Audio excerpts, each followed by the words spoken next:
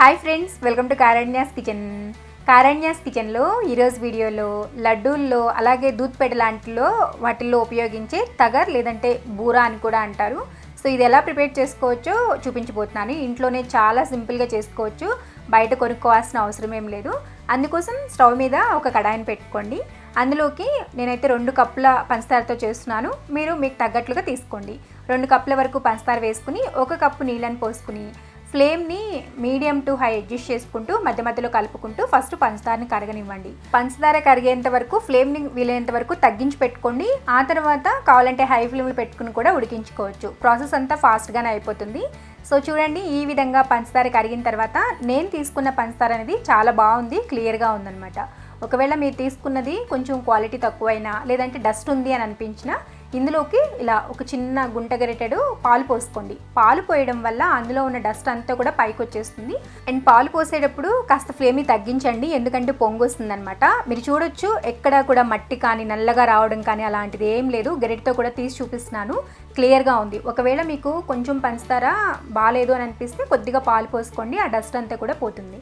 So ఇప్పుడు ఫ్లేమ్ని హైలోనే పెట్టి మధ్య మధ్యలో కలుపుకుంటూ ఇది నేను పాకం చూపిస్తాను ఏ విధంగా రావాలి అని చెప్పి అలా వచ్చేంత వరకు ఉడికించుకోండి. అండ్ ఇలా బాగా నురుగులు వస్తూ కన్సిస్టెన్సీ థిక్ అవుతూ ఉంటుందన్నమాట. అప్పుడు ఇందులోకి ఒక 2 టేబుల్ స్పూన్ల వరకు నెయ్యి వేసుకోండి. నెయ్యి వేసుకోవడం వల్ల మనం చేసుకునే ఈ బూరా అనేది ఫైన్ స్ట్రక్చర్ వస్తుంది, చాలా బాగుంటుందన్నమాట. ఫ్లేవర్ కూడా వేసి ఒకసారి కలుపుకుని ఇక్కడ నేను మీకు బాగా దగ్గరికి వచ్చిన తర్వాత పాకం వచ్చిన తర్వాత చూపిస్తున్నాను చూడండి. ఇలా వచ్చినప్పుడు మధ్య మధ్యలో చెక్ చేసుకుంటూ ఉండండి. ఒక గిన్నెలోకి నీళ్ళని తీసుకుని అందులో కొంచెం ఈ పాకం వేసుకుని కాసేపటికి ఇలా చేతితో తీసేసారంటే ఇలా రౌండ్గా రావాలి, ఉండలాగా రావాలన్నమాట. ఇలా వచ్చింది అని అంటే మనకి రెడీ అయిపోయినట్లే. ఇప్పుడు స్టవ్ ఆఫ్ చేసుకుని బాగా కలుపుతూ ఉండాలి. స్టవ్ మాత్రం ఖచ్చితంగా ఆఫ్ చేసుకోండి. వెంటనే ఖచ్చితంగా ఒక 2-3 నిమిషాల పాటు బాగా కలపాలి. అలా కలుపుతూ ఉంటే బాగా డ్రై అవుతూ ఉంటుందన్నమాట. అండ్ మనకి పొడి పొడిగా కూడా వచ్చేస్తుంది. కలపడం మాత్రం ఆపొద్దు, అలా ఖచ్చితంగా గెరెట్తో కలుపుతూనే ఉండాలి. ఇలా కలుపుతూ ఉంటే 2-3 నిమిషాల్లో అలా క్షణాల్లో మనకి ఇలా దగ్గరికి వచ్చేస్తుంది అనమాట. చూడొచ్చు, కలుపుతూ ఉంటే ఎలా పొడిగా వచ్చేసిందో. మీకు ఇంకా ఫైన్గా కావాలి అని అంటే ఇది కొద్దిగా చల్లారిన తర్వాత మిక్సీ జార్లో వేసేసి పొడి చేసేసుకోండి. అంతే, ఎంత సింపుల్గా ఇంట్లోనే ప్రిపేర్ చేసుకోవచ్చు బూరా. తప్పకుండా మీరు ఎప్పుడైనా స్వీట్స్ చేస్తున్నప్పుడు, లడ్డూస్ మెయిన్గా దూద్ పేడ చేస్తున్నప్పుడు ఇది ట్రై చేయండి, చాలా బాగుంటుంది.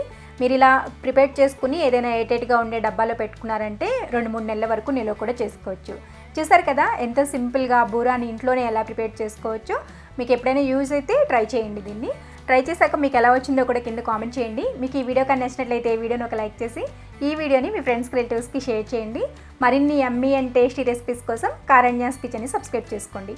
పక్కనే ఉన్న గంట సింబల్ని కూడా నొక్కండి. Thanks for watching.